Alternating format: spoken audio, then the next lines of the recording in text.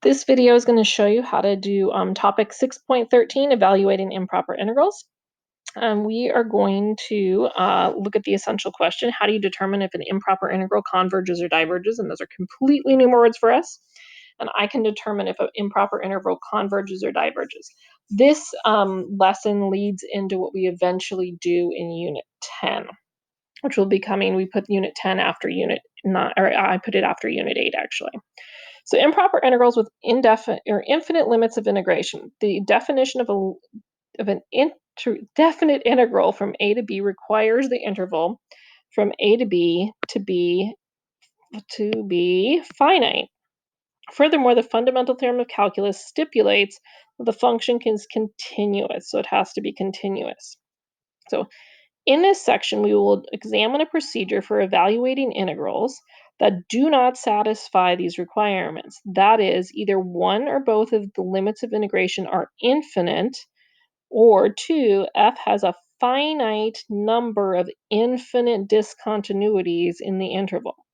Integrals that possess either property are called improper integrals. So a function is said to have an infinite discontinuity at c if from the right or the left the limit is equal to infinity or negative infinity. So to get an idea of how to evaluate an improper integral, consider the following. So if we were going to integrate something from 1 to b of this function here, we know when we integrate it, right, it'd be x to the negative 2, we add 1, we'd x to the negative 1, divide by the new exponent. So that gets us this. Then we would plug in the b, and we would plug in the 1, which would just get us a 1. And then we would, if we reversed it a little bit, it would look like that. So that can be interpreted as the area of this shaded region down here, okay? But if we take the limit of that, as it produces b, so if we took that limit, we know that the limit would actually get us to 1 as well, because look at what happens. If I plug that infinity in, I get 1 minus 1 over infinity. And 1 over infinity is just 0, so I end up with 1 minus 0, which is 1. So by taking that limit, I can actually find the area as I go all the way to infinity. This improper integral can be interpreted as the area of the unbounded region between the graph of 1 over x squared and the x-axis to the right of x equals 1. So here are some definitions of improper integrals with indefinite limits of integration. If f is continuous on the interval from a to infinity, then the integral from a to infinity equals the limit as b approaches infinity of a to b of f of x dx. Same thing if we're going to negative infinity. It looks very similar.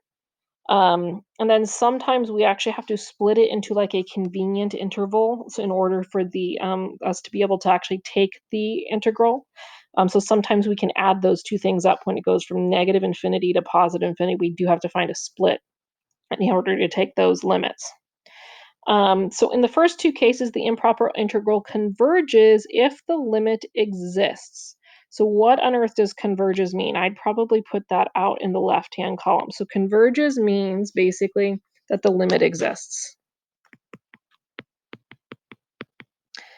Diverges is the opposite of converges, okay? And it means the limit does not exist, or that it goes to infinity or negative infinity. Otherwise, the improper integral diverges. In the third case, the improper integral if the improper integral on the left diverges if either of the improper integrals on the right. So basically, if either one of those diverges, then this one also diverges.